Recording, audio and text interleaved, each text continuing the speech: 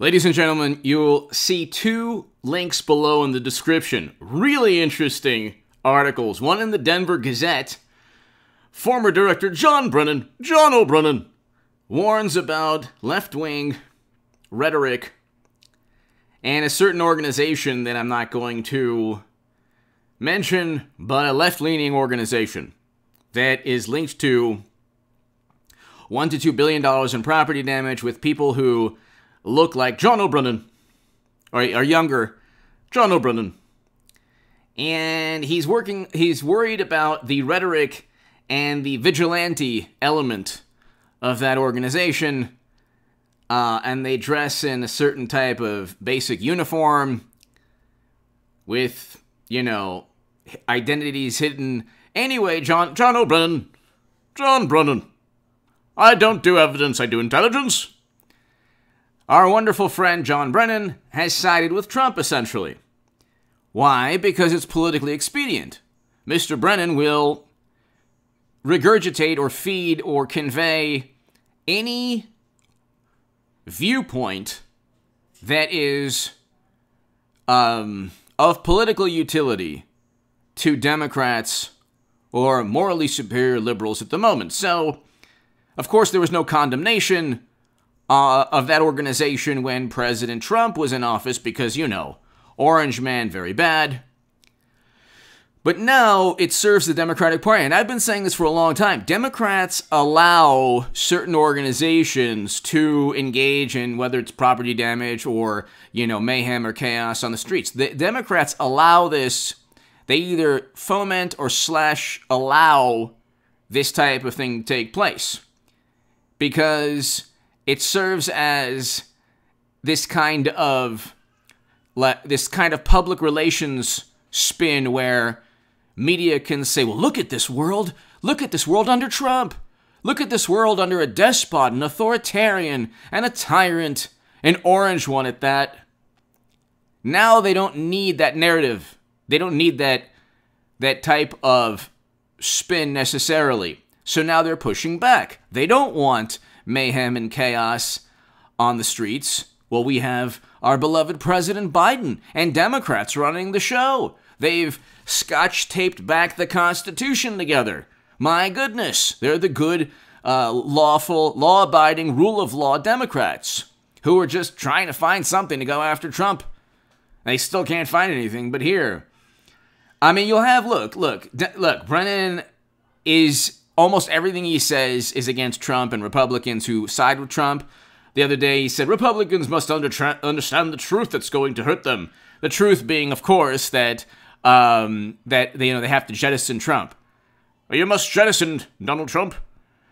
This is a man who engaged in surveillance of President Obama's Senate, Dianne Feinstein's Senate, when they were investigating Bush-era atrocities or, controversies. This is a man who, with high confidence, said that Russia influenced 2016 and Trump and everyone around Trump without a shred of evidence. When asked directly, he stated, well, I don't do evidence, I do intelligence. This is a man also who lied under oath along with James Clapper. So they both actually committed perjury. But again, you see, the system works one way.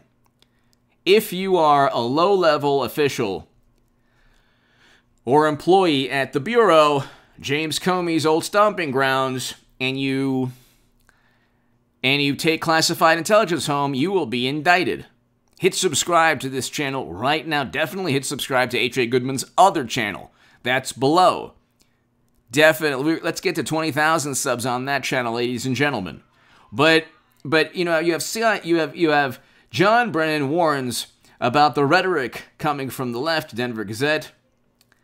And this is from the Washington Examiner, actually, so it's a Washington Examiner article.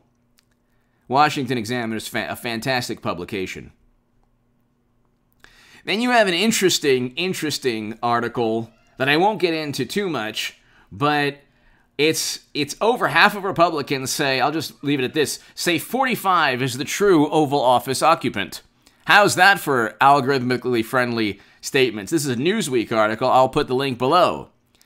Over half of Republicans view that 45 is the true Oval Office occupant. Okay, so there you have it, people. You can't, look, there, media and Democrats don't understand why anyone would vote for President Trump. They don't get it. They have so much disdain and contempt for this man, even though they all watch The Apprentice. They all, if they were to have met Trump anytime before 2016, all of Hollywood, all the politicians, everyone on the left, the no-name fake accounts on Twitter, they would be shaking the man's hand, talking to him. Oh my God. You fast forward from 2016 to now, he's suddenly this Al Capone type of Russian operative that has committed so many crimes, and yet Democrats, no matter how hard they try, can't actually get him on, indict him or get him on a crime. With Clintons, both Clintons different. Both Clintons could have easily been indicted. Well, okay, Bill Clinton lied under oath. He committed perjury. Okay? So he did commit perjury. That's a crime. He did commit a crime. We know that. Okay? Oh, what is his? I mean, come on now. It was a philosophy of language course. I was trying to teach people. There was no papier-mâché prop. I was using an anatomical prop. What's wrong with you? We were talking about intercontinental ballistic missiles. Ladies and gentlemen, they can't find anything. Like, Clinton had top-secret intelligence on private servers running outside of the United States government. Then you have their foundation with 500 conflicts of interest. I mean, there's a litany. Then you have Hunter, pay-to-play schemes within his emails. I mean, it's not... Nothing is tinfoil hat. It's actually within their own emails written by their wonderful fingers. It's within their own emails. You don't have to, like... There are predicate crimes everywhere you look, potential, or at least circumstantial evidence, but definitely with servers and top secret intel. They already indicted an FBI employee recently. I talked about that on H.A. Goodman's other channel. But they're going after Trump, and the majority of the country, even Democrats, see this as political. The man, if you ask a person who despises Trump, what did this man do? Well, he deceived his lenders. Well, why didn't Deutsche Bank say anything? Oh, yeah, they're finding out. They're finding out what? Usually, if you engage in some type of insurance or bank criminality, like Michael Cohen, for example, he needs to win an Academy Award because he was on MSNBC the other day. And this is 4 years removed from when they were trying to say that he was part of the Steele dossier, and he was fighting that. But because he sold his soul to the New York Tammany Hall prosecutors, he is now, trying to convey this image that he can't stand Trump and he's opposing Trump. And the comment section is hilarious. The comment section is absolutely hilarious on that channel. Oh, I like this man. He was bad at first, but now he's really good. It's like, no, he doesn't believe anything he's saying. He doesn't believe anything he's saying. Like, he's like, yeah, and Trump with his temper tantrums, and I do a good Michael Cohen imitation, by the way. I'm happy he's going after me because, in his new website, nobody's looking at his website, and, his temper tantrums, he doesn't believe any of that. He was working with Trump for years and years.